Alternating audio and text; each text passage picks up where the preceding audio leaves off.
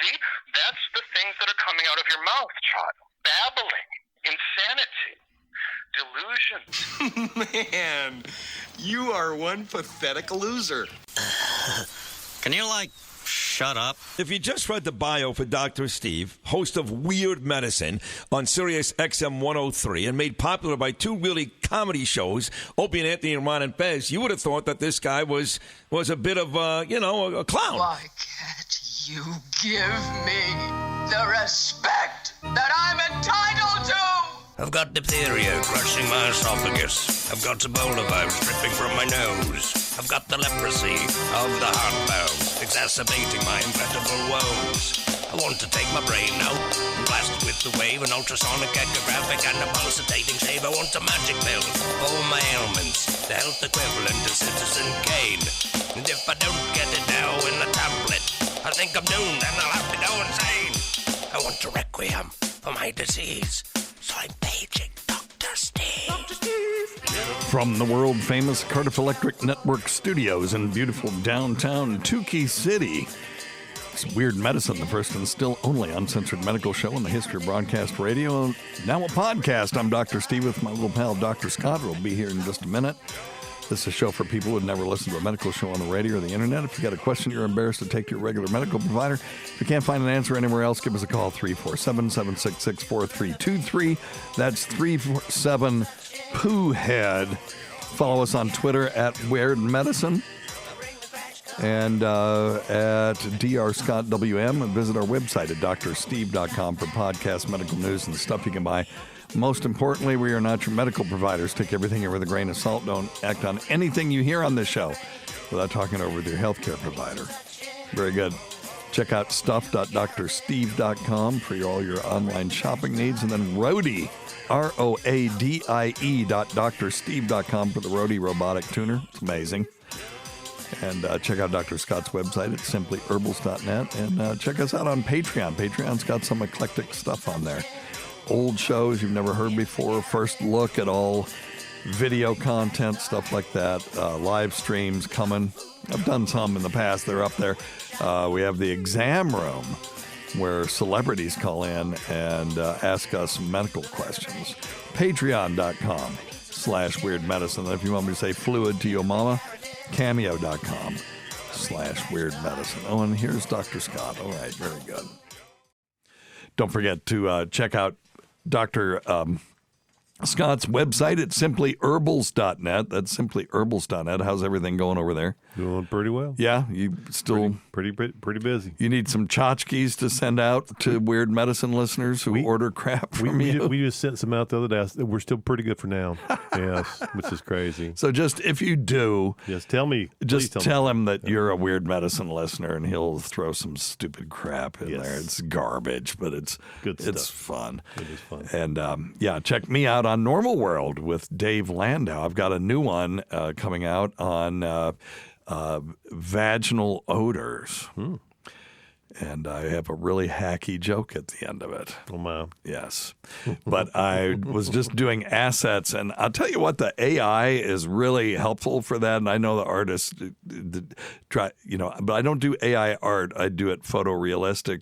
And I just, I want a picture of a doctor, smelling a slide with a woman, doing the whiff test. Mm-hmm. The whiff test being you take a sample of vaginal fluid and you put it on a slide, and then you drop a strong base like potassium hydroxide on it, which causes the cells to just lyse, to open up. Mm-hmm. And then you smell it. Mm-hmm. And if it smells like fish, it's a diagnostic for bacterial vaginosis. Mm-hmm. And it's vaginosis, and it's called the whiff test. But I needed a picture of a doctor holding a slide up to his nose, smelling it and grimacing, and then the woman standing behind him with a horrified look on her face. And that's not easy to come by, so I just had the AI do it. Oh, wow. And it looks great. Oh, how funny. Yeah. So where can you find that picture? What do you mean? Where can we find I told Gemini to make it for me. I said, create an image of a doctor holding a glass slide under his nose with a disgusted, look on his face. He's furrowing his brow and wrinkling his nose, and the woman is standing next to him with a horrified look on her face, and it was perfect. And it made it. Oh my It God. goes, okay, here you go. Oh, jeez. Isn't that cool? I love it. Love it. Love it. Love it. So, so for that, I don't feel so bad. I don't want to take an artist's job away, No. but this is something that I would have just found a picture on the internet anyway. Yep. Oh my And, gosh. we employ some artists over here. Troy Smith, just Google him, Troy Smith Art. He did the art for the Wet Brain card game that we're coming out with. Okay. And I've got to get Tacey the hell out of the house for a weekend so I can sit down and just do it because I need about 8 hours of uninterrupted time, and that's impossible around here. So, I mean, Yes. you know. You're but going to have to anyway. go back on that retreat you went on and get some 8 hours. Well, of I peace could. and They quiet, had yeah. really high-speed internet there, and you're right. You know, Yeah. I could do all my activities during the day and just work on weird medicine stuff, in the evening. That was the one time I did live streams consistently. Was when I was there. I did one almost every night. Yep, I remember. How long has that been? It's a couple of years. It's Yeah, COVID. we're getting ready to go on 2 years. Yeah. Okay. Yeah, we didn't wear masks and stuff. So was it? It was after. I mean, it was at the tail end It of was COVID, a very right? tail end of COVID, yeah. Had to be. Yep. All right. Okay. Well, anyway, so Normal World, youtube.com/@normalworld. It is. Dave has the best show on the internet as far as I'm concerned, and I don't know why it's not bigger than it is. It should be huge. The production values are great, and the guests that he has on are outstanding. You know, when he has me on, it'll be the lowest viewer count of any show that they have because nobody gives two shits about me. But, they have some pretty big comedians on there. Derek Richards is on there, and he's one of my favorite people. And he actually came to Knoxville and had got us tickets to come see him.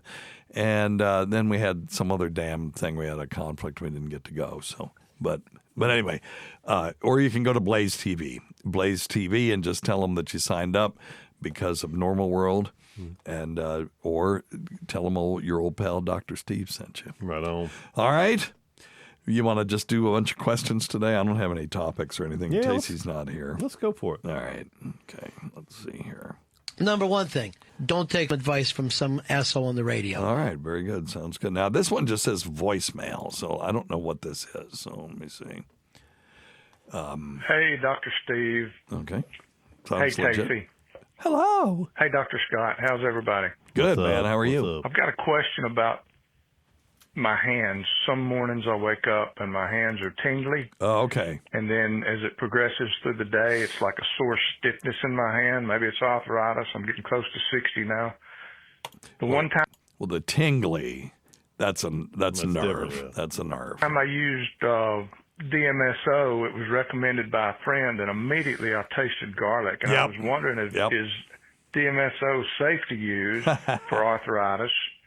And should I be doing that? And is the tingly hand, could that be anything more than just poor sleeping position? Anyway, Yeah. I'll hang up and listen. Thank you, sir. Yep. So, a couple of things. Let's talk about the DMSO. It's dimethyl sulfoxide. It is an organic solvent.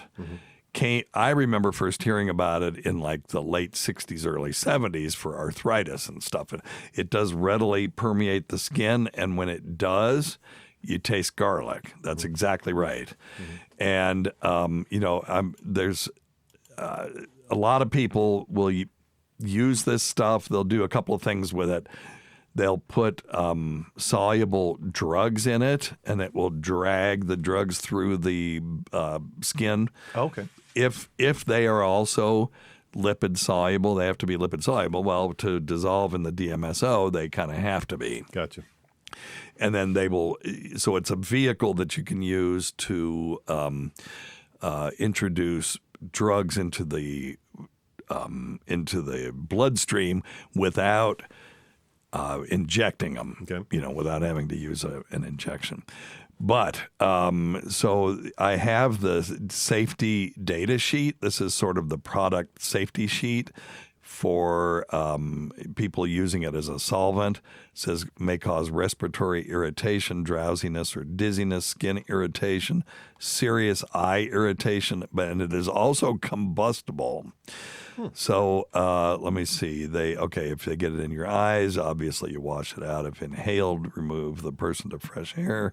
I'm just looking to see if there's anything long term on this safety sheet that says anything other than, here's toxicological information.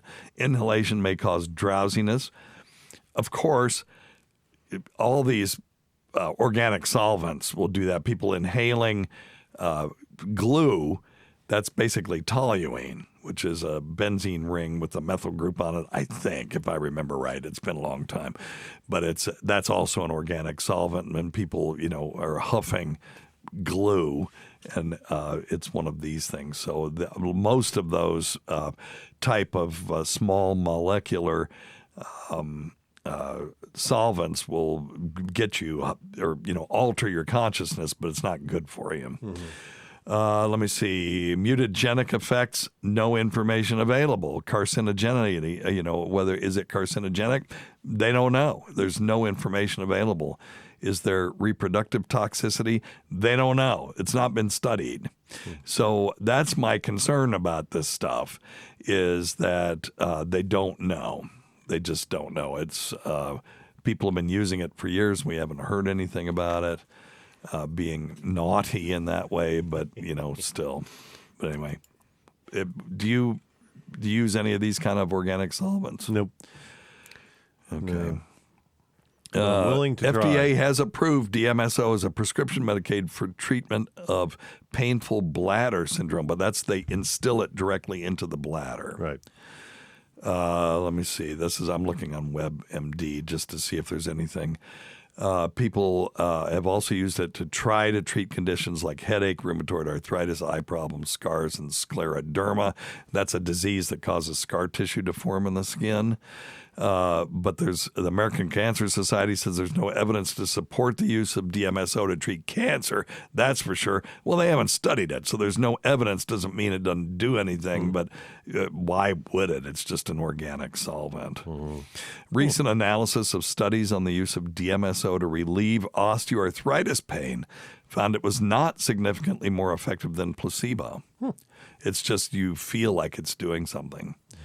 Let me see. Okay. Most frequent side effects of using DMSO on the skin include stomach upset, skin irritation, and the strong odor of garlic. Oh, there you go. Some people can have severe allergic reactions, headaches, and itching and burning, and then do not take it by mouth. It is not designed to be taken internally, and I wouldn't, use it on my skin, to be honest with you. Okay. Yeah. Yeah, I know they've used it for years and years for rheumatism.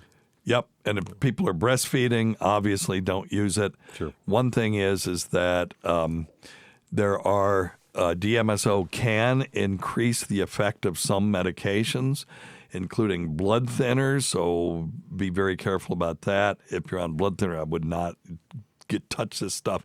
Sedatives and steroids. So now the biggest concern is that when it gets on the skin, it causes anything on the skin to be absorbed if it's fat soluble. So if you've got something toxic on your skin for whatever reason, and then you put DMSO on there, it's going to introduce that into your bloodstream or make it more readily available. So, all right. So, whatever. Listen, you do what you want to do, but I'm not a big fan of DMSO anymore.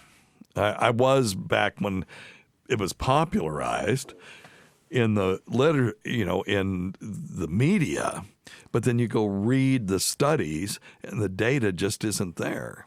Mm-hmm. And again, how do we know stuff? Right. You give people, 1,000 people DMSO for their arthritis and 1,000 people some other supplement. I mean, maybe you have to put some garlic oil in it so that they smell the garlic, and to make it a 1-to-1 comparison. And then you've got to subtract out the possibility that the garlic is doing something, right? Mm-hmm. So that could introduce a bias as well. But And then you have to see if there's a statistically significant difference between the two after you unblind the study. No, the doctor can't know, or the investigator can't know, and the patient can't know. And then there, at the very end, you decode the study, and you see, well, these people got DMSO, these people got placebo. Was there any difference? Well, how do you know if there's a difference? Well, you have to have a validated instrument that you can rely on for whatever endpoint you're looking for. Is it increased grip strength? That would be one. Sure. That'd be That's easy pretty measure. objective. Pretty easy measure, yep. Or could it just be subjective pain scale on a scale of 1 to 10, divided up into tenths, and then look for a statistically significant difference. And so far, the studies where they've actually done that have not shown a statistically significant difference. So not a big fan. Now, let's go to the first part of his question. He's waking up with tingly hands. Now, I learned about this when I was about a year or two out of medical school or out of residency.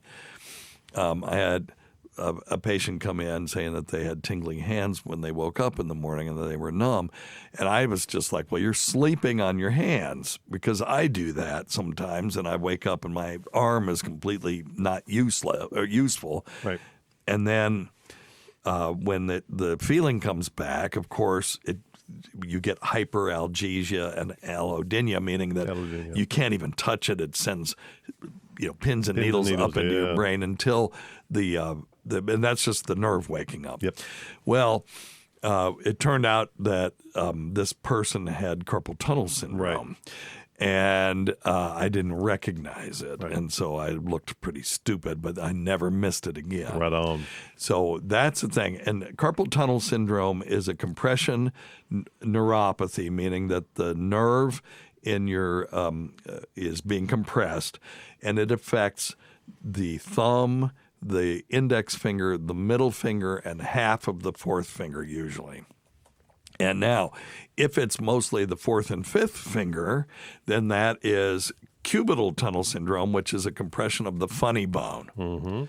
Okay, so the funny bone feeds the fourth and fifth finger, the median nerve, where you have carpal tunnel syndrome, which is in the wrist, feeds the first, second, and third finger primarily. So it could be either one of those. I had cubital tunnel syndrome, where my pinky wouldn't work anymore when I was typing, and so they had to go in there and they actually take the funny bone. An ulnar nerve deviation. It's not there anymore. Right. It's not in that place. It's up here. They move it. Yep. They actually move it from under your that little knob on your elbow. Yep. And they move it up above there just to take the pressure off of it. Do that a lot for pitchers. A lot of pitchers. Oh, is that right? Yeah. They'll do an ulnar nerve deviation. Yeah. Couple other things. Yep. Couple other things. Obviously, carpal tunnel syndrome would be something to check out since it's on both sides. Since it is on both sides, I also think about possibly cervical spine. Is it in both sides? I think he was saying the whole hand. You mean when you say both hands? You mean both hands? Yeah, I thought he said both of his hands. I mean, I may have misheard, but let's just talk about if it is both hands. Yeah. Then we think midline, which would be the neck and cervical spine, certainly a positional thing. Yep. He could have a stenosis like you've had in your lower back, narrowing of the spine. Yep. He could have a thoracic outlet syndrome that could give him a very similar, we'll talk about what that is, because I've never seen a bilateral one. I've seen them. Well, I hate to say I saw it yesterday. But you can get a compression of the nerves in the vascular system going out underneath your armpits, right? Underneath your first rib. It's the first rib. Yep. And you can get and the scalene muscles in your neck can pinch part of it off too. But anyway, right. So how would you diagnose that? There is a test that you can do at home for it. Yeah, that's true. So what Dr. Steve's talking about is you can have someone have their arm down in a neutral position below their heart and check their pulse. And if you feel a nice, good, strong pulse, that's what you want. And then what you can do is you can move their hand over or up over their shoulder. And if they lose their pulse, that's a pretty good diagnostic sign that's thoracic outlet syndrome. I'm not saying it's going to be, but that's a pretty good way to start the process. So what I do is I have them put their arm down by their side with their elbow at right angles. And then you feel their pulse, and then you push down on the arm and have them turn their head the other way. Okay. And if it extinguishes, then that makes Pinches the diagnosis. the scalings. too. Yeah, that's good. Yeah. That's a great way to do it. Yeah. So that could be. What about medicinal things? You think possible? I mean, it's possible if he's got it in both hands. If he gets in his feet, it could be some statin medications even. Well, yeah, if it's there all the time. Yeah, yeah. But if especially in the he's saying morning, he's waking up with it. and if you take that medicine at bedtime, Well, yeah. Okay. possibly if it gets worse. But if it goes away during the day, then it's probably not that. Yeah. So at least there's, so at least you have some things to look into. Real quick though, can I add? If just my pocket operator. what he can start doing, we call them prayer stretches. Yep. Which might help with the numbness some, especially first thing in the morning. Where you can just put the palms of your hands together right in front of your chest. Yep. And keep your palms right in front of your chest. Yep. And slowly pull down towards your heart or towards your tummy, and keep your hands right up against your chest wall. Now, what is this supposed to do? And that's going to stretch the fascia. It's going to stretch the fascia and that transverse ligament that goes. You use these words. So Soft fascia tissue, is just the tissue that sort of surrounds. It's the thin tissue that surrounds everything in the body. Yeah. And it'll help stretch out the sheath that the nerve is inside of. Yeah. And it might help stretch out some of that tissue. And this is for what? For carpal tunnel? For the carpal tunnel, right? Oh, yeah. So that might help some. So at least try that. See, I played piano and I played it really poorly.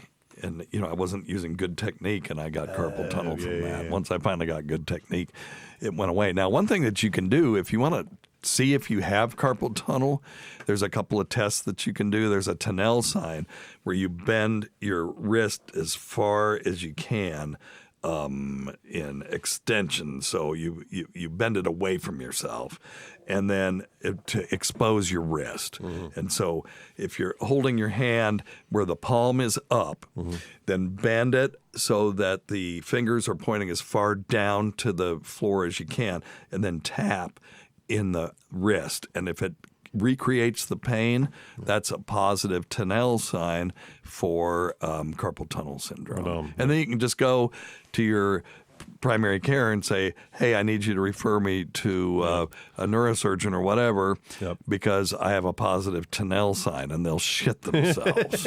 Okay? I love it. I love it. So I was thinking maybe we could use the pocket operator to differentiate between phone calls. Hang on. Cool. And we're back. There you go. All right. Let's see. I don't know what this is. Hey, Dr. Steve. Hey. Hey, Casey. Hey. Hey, Dr. Scott. It's the same everybody? guy. Oh, it's the same call. What's up? Okay, hang on. Hey, Dr. Steve, this is Bill from Texas. Hey, Bill. Good to talk to you again. I hate to see you go, but I understand. Again, we hate to see you go. Well, okay, let's clarify that again so that everybody knows. Yes, we are recording the final Weird Medicine episode. Let me see. I'm going to send them a message that says can't talk right now. We're recording the last SiriusXM regular show in Las Vegas at Hackamania, May 9th through the 11th. Get your tickets at hackamania.com. Use offer code WEIRD for 10% off.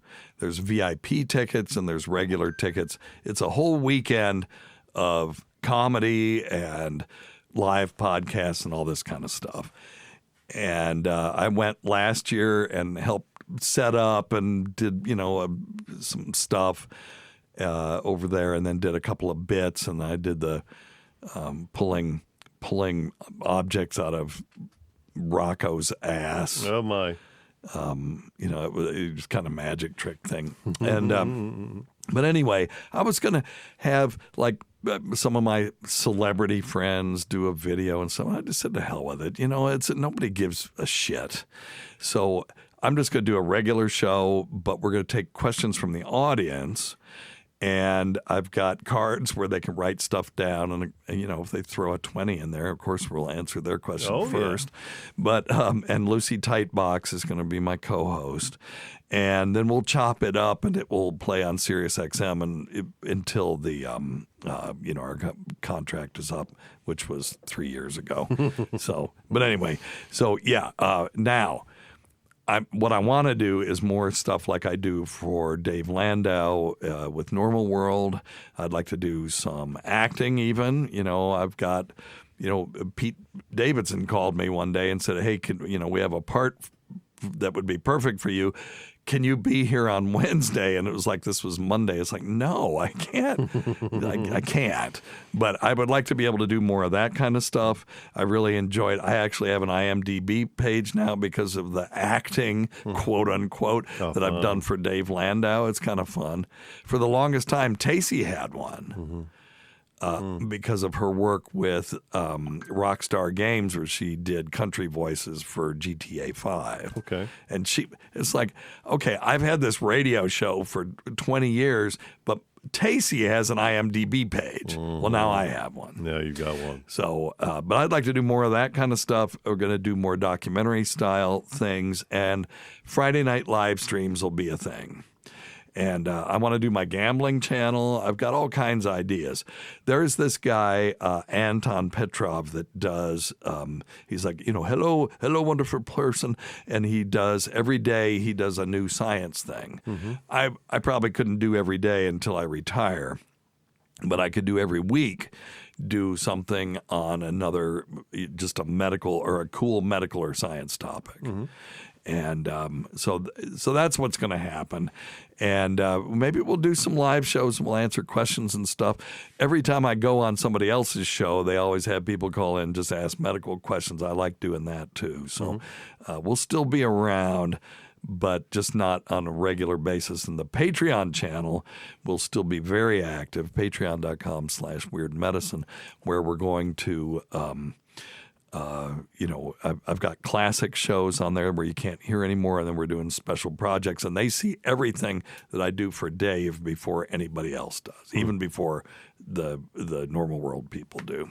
So check that out, patreon.com/weirdmedicine. And if you want me to say fluid to your mama, cameo.com/weirdmedicine. It's dirt cheap. I do it just for the hell of it. And some people, if I do them while we're in the studio, I give them a tour of the studio. So there you go. Cool. I even played Happy Birthday for somebody on the piano. Anyway, all right. Okey-doke. Yep. Okay, so thank you. But thank you for the kind words. And Dr. Scott, Cincinnati Reds suck still. What's that? What did he say? He's got a point. The Cincinnati Reds still suck. That what does? The Cincinnati Reds. Yeah, yeah. Who cares? Cincinnati Reds suck still. My question is, I have a bowel movement. Yes. Majority of the time? Good. I'm glad you do. It sinks to the bottom of the bowl like it's supposed to. Correct. Why does some bowel movement float?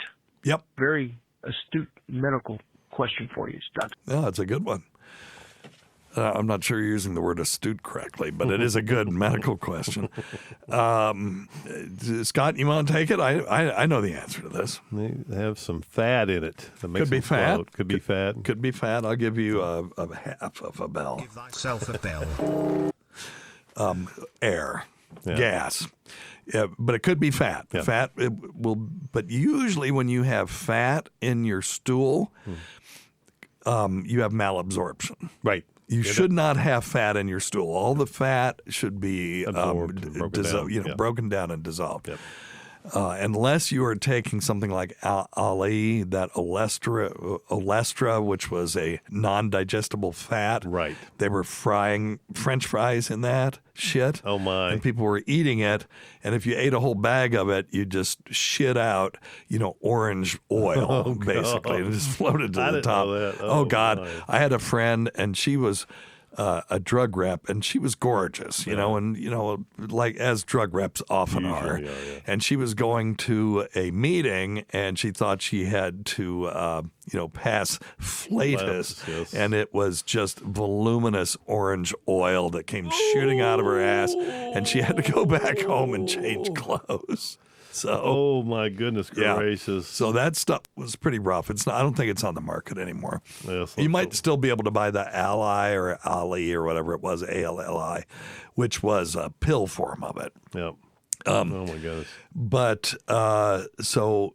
Yeah, if you have fat, it could make it rise, but you'll also see globules of fat. And if you see globules of fat and you're not taking an undigestible fat supplement, you may want to get that checked. Right on. I would, for a lot of people who have chronic diarrhea, I do a thing called stool for fat, which is they shit into a bucket for a day, and then they look in it. That's if you want to do quantitative fat, that you do it for 24 hours, and then they run it through a machine and they see how much fat is in there. And they look at it under the microscope, see if there are fat globules, and that is a sign of malabsorption. People whose pancreas isn't working right or their bile duct isn't working right.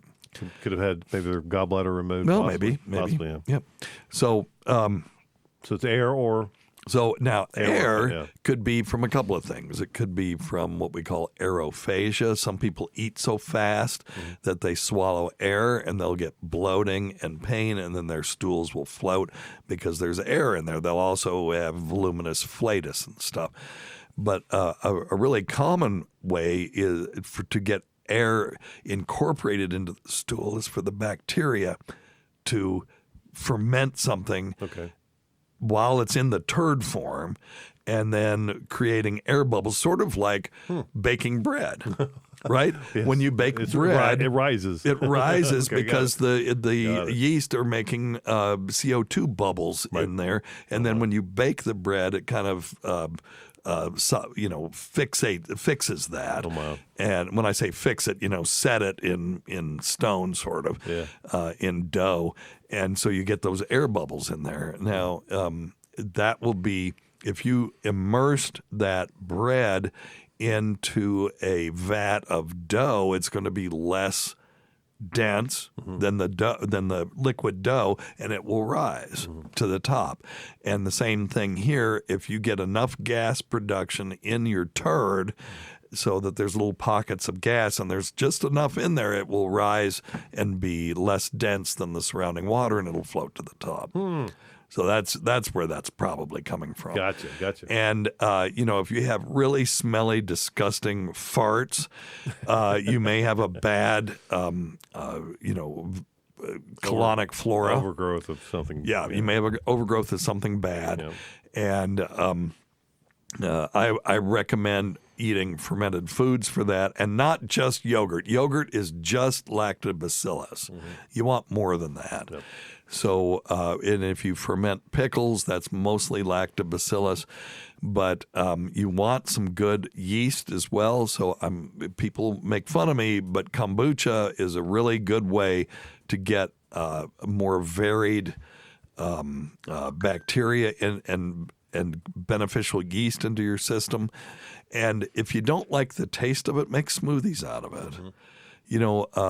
My son and his fiance have gut issues, and the gut-brain axis is really important, and the gut can cause total body inflammation, which can cause all kinds of problems. Mel B, we were talking about this when she was here. She has autoimmune disorder, and she just had a widowmaker MI.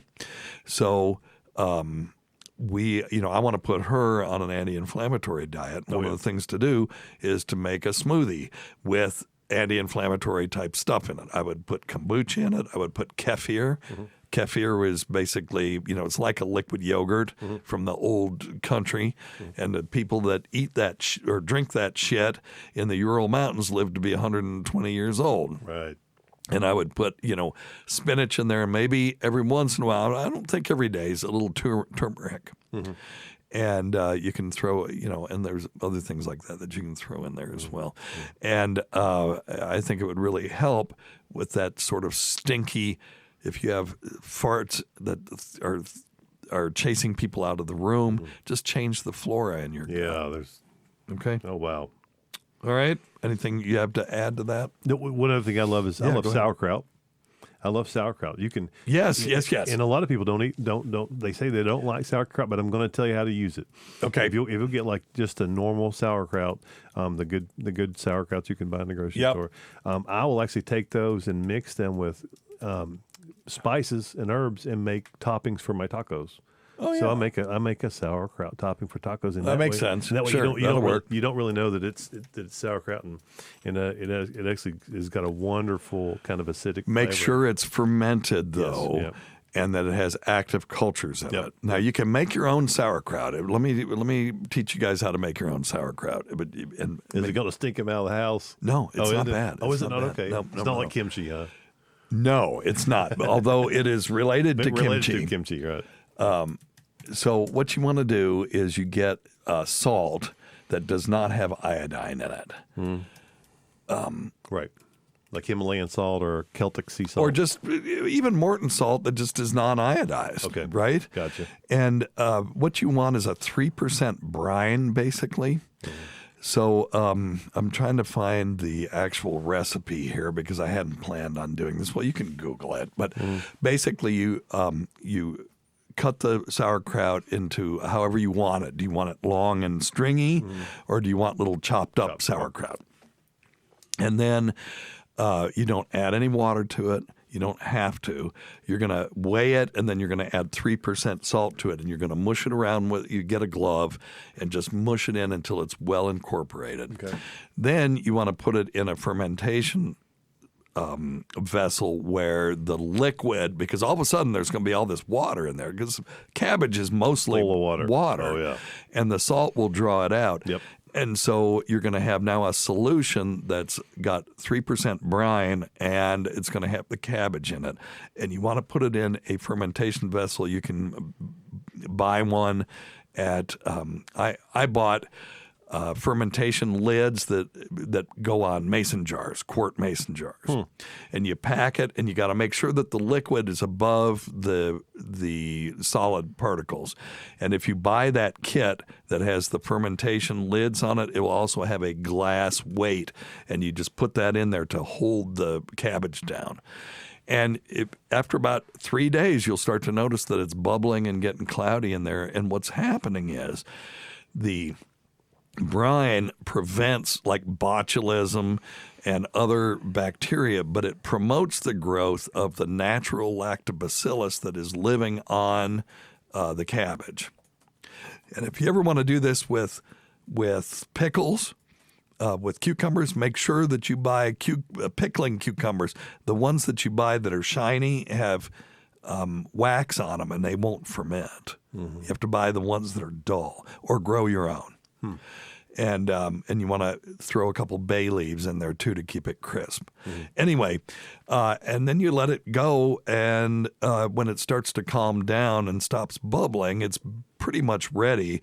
You can put it in a cool, dark place and let it sit there for a while. And you got to make sure that you've got one of these lids because it will explode if you just take a mason jar lid and close it down. There's some people will do that and burp it. I don't like that. I just want a lid that will release the carbon dioxide as it's produced.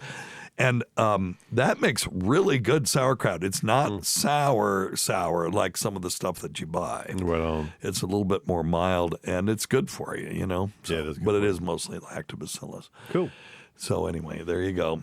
There you go. So yeah, let's change our gut flora. We need more fermented foods. We need a more varied diet. My kid eats chicken and fried, French fries. That's and he'll eat gluten-free pizza. And now if I'm out there with him, I can compel him to eat a salad, and he will eat a salad, and he doesn't put any dressing on it or anything. But as far as him like going to the store and buying apples and shit, it'll never happen. Now, I think I was kind of like that. So as he gets older and starts paying attention to his diet, I think that he'll do better. When they were kids, I would make them smoothies, and you take a handful of spinach and throw it in there, and now they're eating spinach, but they can't taste it. There's no taste to it, but it's good for you. It's got iron and some anything minerals and vitamins pizza and stuff. or chicken and French fries. Yeah.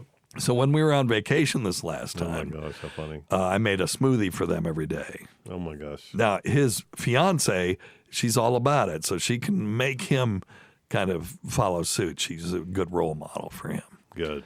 So anyway, all right. So there you go. Floaty stools. Floaty stools. Yeah. All right. Hello, Dr. Steve. Hello, my I friend. have 2 questions. Yep. First question is, what happens when we're in outer space or like at the ISS Yep. for months on end Yep. where there's only 89% of the Earth's gravity? Yeah. How do our feet, Well, it's like, less how than do that. when they come back, are they black and purple and nasty looking because they're not getting the blood flow? Also, while you're up there, what happens to that blood-brain barrier? You figure a lot of the blood got to be going to the brain. A lot of our blood got to be going to the brain. Yeah. So what's happening is all the blood up against the brain and collecting like at a, I don't know. I know what you're thinking. It actually, the volume of blood surrounding the brain, because he's right. If you're standing up straight, blood will rush out of your head. You'll still get blood flow to it because the circulatory system is a closed system. So as long as you're pumping, you'll get blood going up there. But most of the blood will pool in your legs, right? And then the veins have to pump it back up again into the rest of the body. When you're in zero gravity, it's like you're laying down flat all the time. And we say zero gravity, it's microgravity. Okay. And so they have some things to ameliorate that. They have treadmills and things like that. But what they don't have yet is a big centrifuge like they had in 2001 where you can just be in normal, quote unquote, normal gravity. And now when you're in a centrifuge like that, did you know you can't ride a bicycle in there even though it feels like gravity to you? No. The thing called a Coriolis effect. The fact that it's rotating, you won't be able to ride a bicycle in there. Because of the angular, there's angular momentum changes in there that prevent you from being able to ride a bicycle properly. You think that you can, you'll go, what the hell? Really, just fall off of it? Yeah. Oh my gosh! Yeah, it's kind of interesting. So, but anyway, so what they have now though is these treadmills, and they've got bungee cords to hold them down and all this kind of stuff, but it's a real compromise.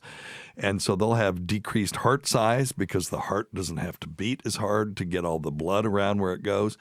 There will be fluid redistribution, as he said, with fluid swelling the face and upper body, relatively speaking, compared to when you're in gravity. And then they'll have orthostatic intolerance when they get back. And what that means is that orthostasis, standing up, and if you have really low blood pressure and you're laying down and you stand up and you feel faint, we'll call that orthostatic hypotension or low blood pressure when you're standing. So just think about it. When all this time they've been in microgravity, the blood just kind of goes, the freely. heart pumps and it goes everywhere. Yeah, freely. Freely goes everywhere. Now they're in gravity and the body's like, what in the shit is going on here? And the brain, they'll feel faint when they stand up for a while. Yeah. They might have some sensory and coordination problems. They're getting hit by cosmic rays more often, so there can be changes in the retina and brain. But and the immune system will weaken as well while they're there, and that is still a little bit of a mystery, but it may have something to do with cortisol and growth hormone changes. And they'll have height increase because the spine will decompress. And that will go down. I want to go there. I know. Well, but their back wouldn't hurt so bad. Yeah, I bet it feels pretty good until they get back. Yeah, until the gravity kicks in. Now, the longer, and it is dose dependent, the longer you're there, the worse this stuff is. Isn't that wild? But the blood-brain barrier is not affected. So the amount of volume of blood going to the brain, I sound like I'm 16. Well, I am. Yeah. Well, Mr. Haney. I mean, Mr. Douglas. That was Mr. Haney. just because you have more volume of blood surrounding the brain doesn't mean that the blood-brain barrier is being affected. So let's talk about what that is. Okay. That is a mechanism by which the central nervous system, which the evolution thinks is the most important organ that we have, is protected from some chemicals. So there are some chemicals, medications that you can give somebody that will not go into the circulatory system of the brain. They're prevented from going there. I'll give you a good example of that. There's a drug called naltrexone, which you can use to prevent opioids from having, it knocks things like Percocet or Lortab off of the receptors. And so it reverses, like if someone's overdosing, you give them naltrexone, or you give them naltrexone to prevent them from getting high because they're an addict, and they take it, nothing happens because the naltrexone is on the receptors and the opioids can't compete with it. Well, if you add a methyl group, which is just a carbon and 3 hydrogens, to that naltrexone, now it's called methyl naltrexone. It will not cross the blood-brain barrier. And now they can take their Lortab and their Percocet, and they'll still get the effects of it, even though there's methyl naltrexone in their system, because it cannot cross the blood-brain barrier. You go, well, why would you do that? Well, because there's other effects that opioids do, and one of those is constipation. And if you have someone that has opioid-induced constipation, you give them methyl naltrexone, they can still take their pain medicine. It still works for their pain, but now their bowel is no longer being affected by that because it competes with the opioid at the level of the bowel, and so now they can shit normally. So anyway, microgravity, to my knowledge, does not affect the blood-brain barrier, but that's a great question. Great question, yep. All right, let's see here. Okay. Hi, Dr. Steve. Hey, man. Dr. Scott. How you doing? Good, how are you? Good. Thank you. Hey, so my 58-year-old wife, the last few years, has been having a problem swallowing food. She'll have a piece of pork chop, for instance, and then get a drink because it's a dry piece of pork chop, and the water doesn't go down; it comes right back. We're out. not cooking it right if it's dry, and then but we anyway. and we get through it. So we had a swallow test done a couple days ago, and that's led to a cardiologist that we're going to have to go see, and they're thinking circumflex aortic arch. Wow! Can you touch on that a little bit? Sure. On your show? Thanks. Bye. Yeah. So this is an interesting one. It's very rare. I have never seen it. But people, and usually they diagnose this in children. It is a congenital thing. So people will present with complaints sometimes of difficulty swallowing.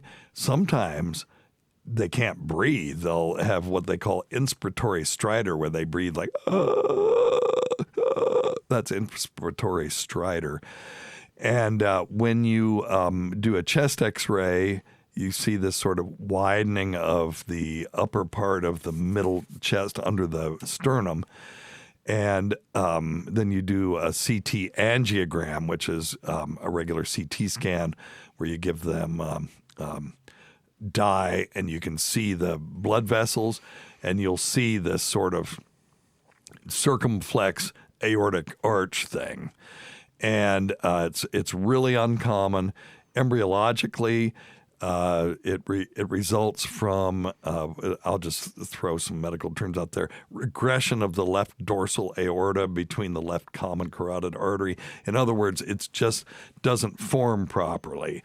And so you have this weird arch that can affect the esophagus and the sometimes the trachea as well. And it can mimic an aneurysm in an adult, and so sometimes they'll freak out.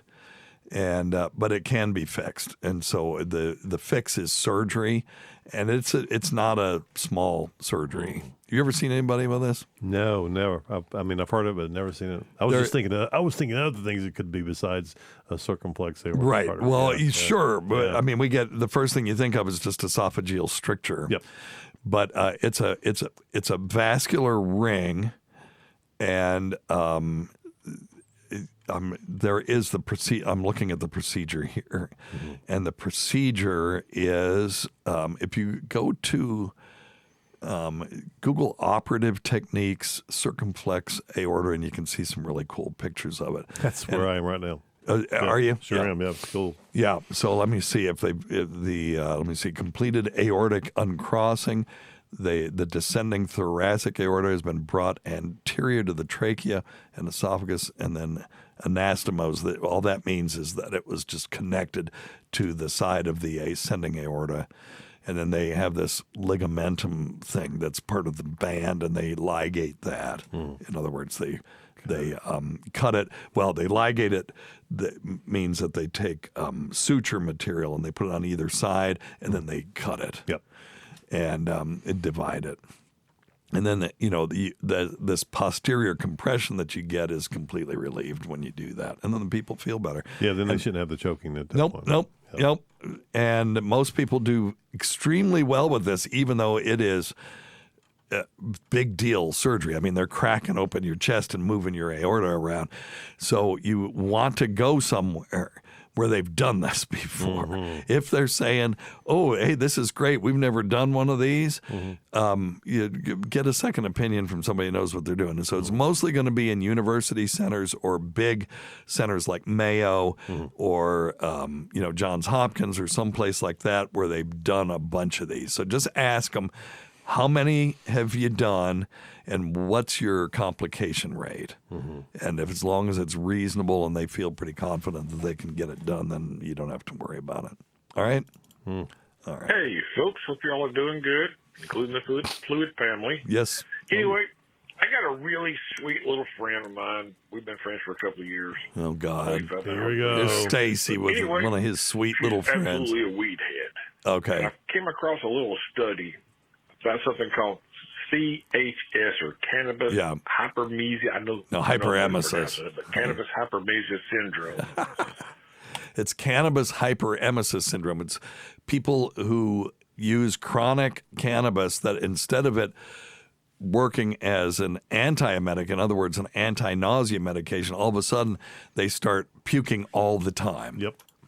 What do you know about that? Or well, I just told you what I know about it. So, yeah, it is a problem. And the only treatment for it is to quit smoking pot, unfortunately. Yeah. So, do you have anything on it? You have to quit smoking the weed. Yep. Yeah. Because it will not go away. No. I'm looking to see if there's you don't smoke pot, though, right? I don't smoke in them. Yeah. I see. You're being very cagey. Yes, okay. I don't smoke. No, I don't smoke pot. Anything. Yeah. The only effective treatment for cannabis hyperemesis syndrome is abstinence. Yep. And it will lead to a gradual resolution of symptoms. It won't go away right away. Now, in the meantime, you can use things like ondansetron, which is sold as Zofran. There's another thing called metoclopramide, which I would only use. The brand name is Reglan. Use that for a short period of time. Gotcha. And then they use antipsychotics like haloperidol and things like that. And they also say hot showers can help relieve nausea and vomiting from it, but you just have to get off of it. And then the question is, can you reintroduce it into your system? I don't know. Oh, maybe edibles, maybe. Maybe, but in small amounts. Yeah, I'm not telling you. It may be the spike, too, that's part of the problem. All right, before we get out of here, Dr. Scott, let's go to the Fluid family. If you'd like to join the Fluid family, go to youtube.com/@weirdmedicine and then click like and subscribe, but also click join. And you don't have to pay money if you don't want to. It's only 99 cents to join the channel, and sometimes I put members-only content on there, and I will be putting more members-only content on there when I start freeing up some time to do these things. But click accept gifted memberships. And when you click gifted memberships, then if someone gifts memberships in the chat room, then you might get one. It assigns them randomly.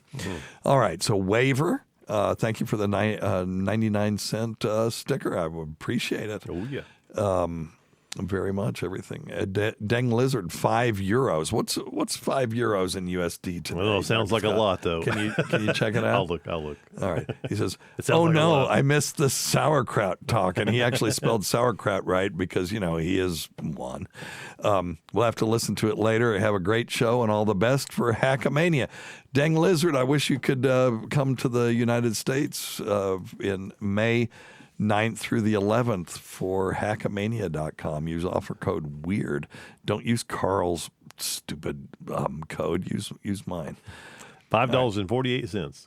Oh, nice. There you go. All right. It offsets the Canadian money that we get from sometimes. Okay, McRib says, yesterday I went to my optometrist. I'm diabetic and have things under control. Hemoglobin A1C at 6.1. Give thyself a bell. Excellent. It's pretty good. Could be lower, but that's still pretty dang good. When I was in training, we thought anything under 8 was good, but they're really pushing it to like 5.7. My prescription hasn't been working, so I've been going without glasses. Said now farsighted instead of nearsighted. Isn't that something? So, as if you ever taken sugar and stirred it into a glass of water that's clear, clear glass, and you see those lines in there before it all dissolves. Those are called Schlierian lines. And what that is those are zones of different density water. And different density water will refract light differently. So light slows down when it hits water and then speeds back up again when it, exits from the water. And that's why when you put a pencil in there, it'll look weird because it'll look like it's, broken, right? Gotcha. And these Schlierian lines are in there as well. That's basically what that is the light is being refracted differently, and you're seeing sort of the boundaries of the zones of sugar or salt that's being dissolved in the water before it's fully dissolved. Well, anyway, you can get those in your eye too.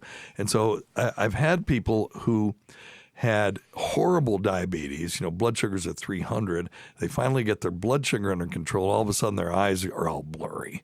And what it is the fluid in their eye is refracting light differently, and then it has to get used to it. Oh, wow. Yeah, pretty interesting. And it may change their prescription and all kinds of stuff. So, all right. Anything else? No, sir. I believe that's about all Chris of Mack them. says it's only $1, you bums. Join the fluid family. We don't get anything for it, so I do understand that. Chris Case has finally got an alert to join the live stream. Yes, click all notifications, and then you will get that notification. And you guys have already figured out, unlike Carl and Chad and all these other people, we don't really do a live stream. What we do is we record our show and then we have sort of video going. Yep. So I'd like to do more of a video thing. So when we're doing video live streams, it'll be more coordinated and stuff. But right now we just have this static 2-shot. Tacy's not here today. Mm-hmm. I didn't bother even asking her because I know she didn't have a topic and she just didn't feel like doing it, I'm sure. So McRib says I have numbness in the mornings. And okay. He says now everyone is on the alpha lipoic acid bandwagon. I was there 20 years ago for numbness. I take alpha lipoic acid for my neuropathy as well. Mm-hmm. The first thing I noted when I started taking it was I could close my eyes in the shower and wash my hair without falling down. Right on. So, and I got down to about 40 words a minute on typing. I'm back up to about 100 now. I used to be 140. So, Chris Catterson says I've got dumbness all day. How can I treat that? He's being funny, but there are things you can do for brain fog. And a lot of people have brain fog just because this world is conducive to brain fog. But there's post-COVID brain fog. There's post-influenza brain fog. Some medications cause it. I've had the best luck with lion's mane. Mm-hmm. And I get a drink called Odyssey Elixir or Odyssey Elixir. And it does have a little caffeine. It's like 85 milligrams of caffeine, but it's got lion's mane and cordyceps mushrooms in it. And to me, That's the best thing. I function higher on that than anything else. If you just don't want to take a big, 12-ounce sort of soda type drink, you can get Magic Mind. And if you use the code WATP, you help Carl out. It's magicmind.com and use code WATP. Gotcha. Okay, Dr. Scott, do you believe in the benefits of alpha lipoic acid? Well, who cares if he does? I do, because I know it works. All right. And he says don't take it on an empty stomach. Well, I take it at bedtime before I go to bed. Chris Catterson said load of shit. What's he talking about? What is he saying is a load of shit? Probably the floating poo question. Oh, okay. All right, very good. Let's see. Chris Mack says, I fasted from 9 p.m. Tuesday night until 9 a.m. this morning. It felt great. Can we do a segment on fasting, ketosis, and autophagy sometimes, please? Or autophagy, however you want to pronounce it. I don't think it's autophagy. That sounds weird. Yeah, absolutely. Chris Mack, just call in, 347-766-4323. That'll remind me. And Chris K says, I have inverse reactions with SSRIs.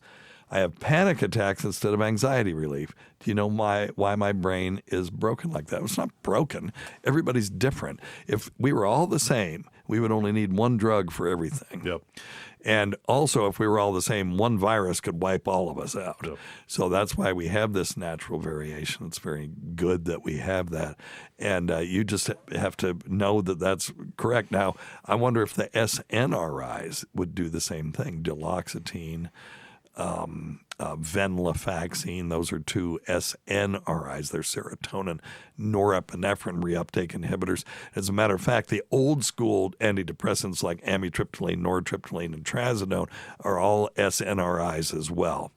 So they made a big deal when these things came out. Oh, SNRI, it's new. It's not. That's what the original ones were. Wow. The innovation was getting rid of the norepinephrine and doing the SSRIs because they're more specific. Gotcha. But for a lot of people, the SNRIs still work better. I hardly ever prescribe an SSRI anymore because, I deal with cancer pain, right, and the SSRIs are worthless for that. Yep. So, okay. All right. And Chris Mack, I used to take a shot of liposomal alpha lipoic acid every morning, thinking it had a megadose of vitamin C in it as well. Okay, well, whatever. You'll just piss it out if it doesn't irritate your stomach to hell. That's the problem. When I took a lot of vitamin C, I just had a heartburn all the time. Give me diarrhea. And then Chris K said Buspar worked for me. That's buspirone, but gave me tics. When I tried to take that stuff for anxiety, I got this serotonin rush, and I had to just sit there like I was, moving at 90 miles an hour. My body was like I was accelerating, and it would last for about 30 minutes. It made it very difficult to work, so that stuff didn't work for me. But it does work for other people. It's like magic. So, all right. Okie doke.